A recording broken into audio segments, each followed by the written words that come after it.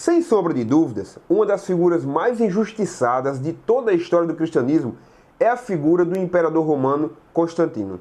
Será verdade que o ato de sua conversão foi mera jogada política? Foi mesmo Constantino que tornou o cristianismo religião oficial do império? Fora com Constantino que a doutrina e o dogma da Trindade surgiu na cristandade? Esse e outros mitos nós vamos tratar aqui nesse vídeo e eu peço que você fique comigo até o final para nós fazermos uma reconceituação histórica à luz das pesquisas mais recentes e termos uma visão mais apurada da imagem do imperador romano Constantino. Vem comigo! Por muito tempo se propagou a ideia que Constantino usou de artimanha política e simulou uma conversão ao cristianismo para agregar a força da religião cristã dentro dos interesses do império. O ponto dessa questão é que os historiadores mais recentes já perceberam que os cristãos não somavam sequer 10% de toda a população do império ali por volta do século IV. Portanto, não faria sentido que o imperador assumisse uma simulação de conversão na perspectiva de uma jogada política em direção de uma fração mínima dos seus súditos em todo o império.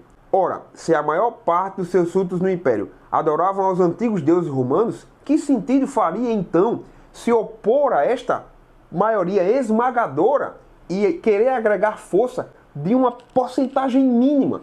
Como as pesquisas mostram, é uma questão demográfica e não faria sentido que o imperador buscasse apoio, força e relevância política de uma fração mínima dos seus súditos em todo o império. Para um aprofundamento dessa questão, eu indico o livro Quando Nosso Mundo se Tornou Cristão, do historiador Paul Veyne. Ele vai trabalhar todas essas questões, mostrando os dados demográficos, apresentando os argumentos históricos e mostrando como essa concepção ela está absolutamente revisada e reconceituada dentro do campo acadêmico das pesquisas históricas.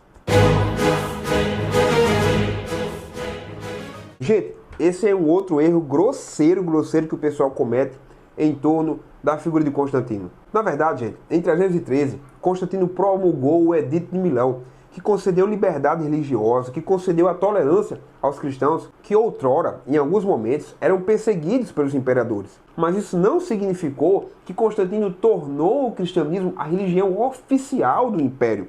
Na verdade, isso só vai acontecer bem mais lá na frente, por volta de 380, 381, com o imperador Teodósio I. O cristianismo vai passar a se tornar religião oficial e o culto aos demais deuses vai ser perseguido, vai ser proibido. O cristianismo vai passar a perseguir aqueles que não professam a fé cristã. Ali, sim, o cristianismo está oficializado. Em Constantino, o que acontece é apenas o ato de tolerância. Os cristãos passam a ter tolerância dentro do império, passam a poder professar sua fé sem nenhuma penalização e passam também a ter algumas concessões e alguns privilégios. Mas isso não quer dizer que o cristianismo se tornou oficial ali por volta de 313, 14 ou mesmo 325, com o Concílio de Nicéia. Gente, essa é uma concepção de alguém que está olhando para a história do cristianismo a partir de ficção, como por exemplo o trabalho do Dan Brown, o Código da Vinci e outras coisas desse tipo. Afirmar que o dogma trinitário, o dogma da Trindade, surge apenas no Concílio de Nicéia e sob uma forte influência do imperador Constantino é um erro absolutamente grotesco e é um desconhecimento total da história da mentalidade, da história do pensamento cristão ao longo dos séculos. Veja, antes do Concílio de Nicéia, você já tem teólogos cristãos, como por exemplo Tertuliano, como por exemplo Atenágora, que estão fazendo formulações trinitárias. O dogma trinitário está presente na história do cristianismo antes do Concílio de Nicéia. E se você for fazer uma análise minuciosa dessa questão, você vai ver que, por exemplo, a pessoa do Espírito Santo vai receber atenção, vai receber tratamento teológico em um momento posterior à Nicéia.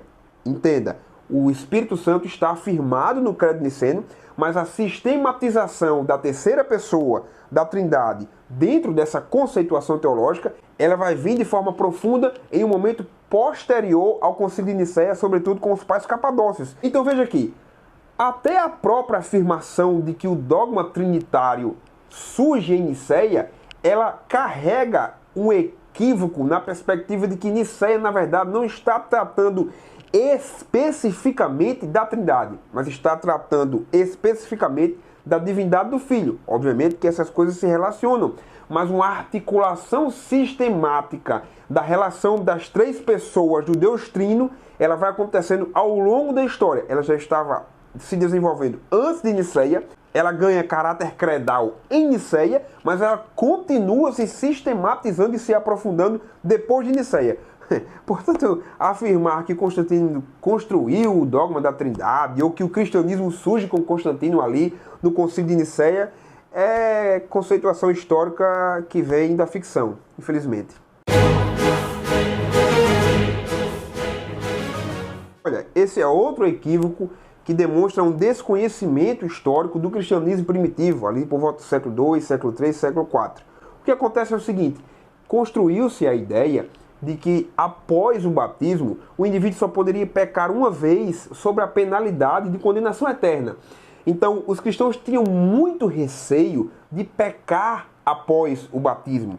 Isso se tornou uma prática comum, uma prática habitual. Muitos cristãos protelavam o ato do seu batismo, inclusive muitos protelavam até o leito de morte, temendo pecar após descer as águas batismais. Constantino está dentro dessa mentalidade. Ele protela o seu batismo, muito provavelmente, dentro dessa concepção e dessa mentalidade teológica que era muito arriscado batizar-se cedo e pecar ou estar incorrendo em pecado após o batismo. Portanto, ele ter protelado o seu batismo não significa exatamente que a sua conversão foi uma farsa ou que sua conversão não foi verdadeira. Olha, eu sou um historiador e não estou aqui trabalhando com categorias de foro íntimo. Eu não estou aqui afirmando categoricamente que Constantino se converteu, que o seu coração de fato se curvou ao Deus cristão. Eu não posso fazer essa afirmação não é empírica. Mas o que eu posso é olhar para a mentalidade, olhar para os elementos litúrgicos, olhar para o desenvolvimento do pensamento cristão ali nos primeiros séculos e perceber que ele protelar o seu batismo não necessariamente significa que a sua conversão foi um ato enganoso. Então, pessoal, fiquem atentos, estudem a história do cristianismo, olhando para o que os historiadores estão produzindo, olhando para as revisões historiográficas, olhando para a gente que está trabalhando de forma séria. Vamos deixar um pouco essa ficção de lado, vamos olhar para quem está trabalhando com cientificidade, quem está trabalhando com fontes, dialogando com fontes, questionando fontes, quem tem de fato o manejo da história. Vamos dar atenção àqueles que estão se entregando para analisar arqueologia, para ler fontes em siríaco, em grego, em latim. Vamos dar crédito a quem está de fato nos entregando um trabalho primoroso, um trabalho excelente. E eu aqui no YouTube estou tentando fazer isso com vocês também. Dialogar com historiadores, citar historiadores, mostrar livros de historiadores, apresentar reconceituações historiográficas, revisões, para que vocês tenham uma compreensão mais apurada, mais precisa da história do cristianismo e que vocês não estejam, então, dialogando apenas com aquele senso comum, midiático e muito sensacionalista que se cria por aí afora.